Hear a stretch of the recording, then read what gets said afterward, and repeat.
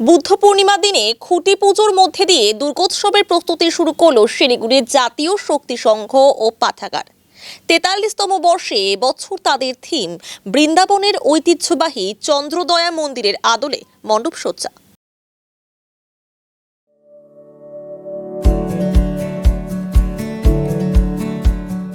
Pamper, not just a hospital, but a mother.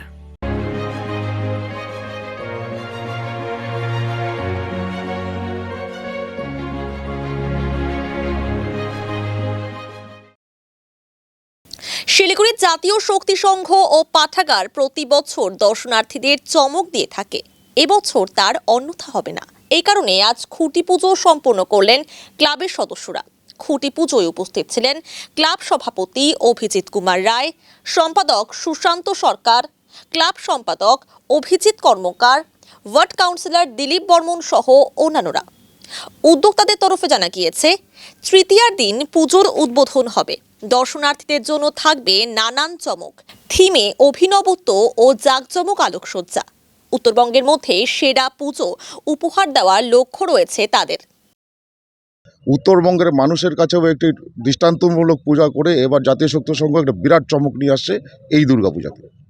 এই জন্যই আজকে খুঁটি পূজা হলো যে খুব শীঘ্রই আমরা পুজোর কাজটা শুরু করে দিচ্ছি, যেহেতু ইনার প্যান্ডেলে প্রচুর কাজ রয়েছে এবং এই প্যান্ডেলটির বাইরের যা দৃশ্য এবং আপনারা ছবিতে যা দেখতে পাবেন, চন্দ্রদয়া মন্দির বৃন্দাবনের যে প্রস্তাবিত মন্দির, এটি আপনারা ইন্টারনেটেও পাবেন, দেখবেন প্রচুর কাজ রয়েছে, যেখানে আমাদের এখানে প্রায় 100 আমাদের শিল্পী যারা আর 2-1 দিনের মধ্যে কাজ শুরু করবে এবং ইনসাইডের কাজগুলি আমাদের 2-1 দিনের মধ্যে শুরু হয়ে যাচ্ছে এবং বাহ্যিক কাজ যেটা শুরু হবে সেটা জুলাই মাসের মাঝামাঝি থেকে আমরা আউটসাইড যে কাজগুলি সেগুলো শুরু করছি।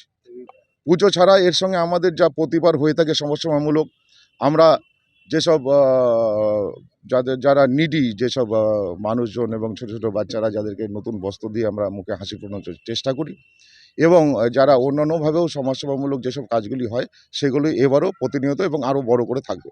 প্রাথমিক পর্যায়ে এইটুকুই বলছি, আমরা আর যে বাদবাকি যে আকর্ষণীয় ব্যাপারগুলি এবং দৃষ্টান্তমূলক যে ব্যাপারগুলি থাকবে সেগুলি আমরা আপনাদেরকে একটা প্রেস কনফারেন্স করে জানিয়ে দেবো। এই মুহূর্তে আমরা সেগুলো জানাবো। এবার আমাদের 33তম বছর পূজা জাতীয় শক্তি সংঘ ও পাঠাগারের তরফ থেকে।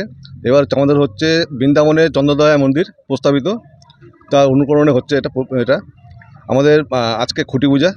এবং মানে আমাদের খালি পূজা নিয়েই আমরা থাকি না, আমরা সারা বছর এটা নিয়ে আমার সমাজসেবা কাজ, খেলাধুলা কাজ এবং মানে রক্তদান শিবির, তারপরে অনেককে যখন মানে কারোর বিয়ের জন্য আগ্রহ সব সাহায্য করে থাকি আমরা। এবার এবছরে হচ্ছে চন্দ্রদয়া মন্দির হবে, বৃন্দাবনের একটা মন্দির। এটা বাজেটটা আমাদের এখনও করিনি, বাজেটটা করবো আমরা। অ্যাকচুয়ালি এটা বড় পূজা তো, আর প্যান্ডেলটা অনেক বড়, যার জন্য অনেক কাজ আছে প্যান্ডেলে, যার জন্য এই প্রচুর কাজ আছে, যার জন্য এটা অনেক আগে থেকে। দেখুন, ব্যাপারটা হলো যে আমরা জাতীয় শক্তি সংঘ ক্লাব আজকে 43তম এই দুর্গাপূজা, কিন্তু এই দুর্গাপূজাতে আমরা এবার চন্দ্রকোনার উদ্দেশ্যে আমরা এই মন্দির আমরা তৈরি করতে চলেছি। এবং আপনারা সবাই জানেন, শিলিগুড়ির আপামর জনতা জানেন এবং শিলিগুড়ির বাইরের থেকে প্রচুর মানুষ এই পুজোর উপরে আশা করে থাকেন। তো সেই জন্য আমরা এবার একটু আলাদা টাইপের পুজো করতে চলেছি, কারণ এবং উত্তরবঙ্গের মধ্যে সবচেয়ে বড় পুজো বলে মনে হয় এটা গণ্য হবে।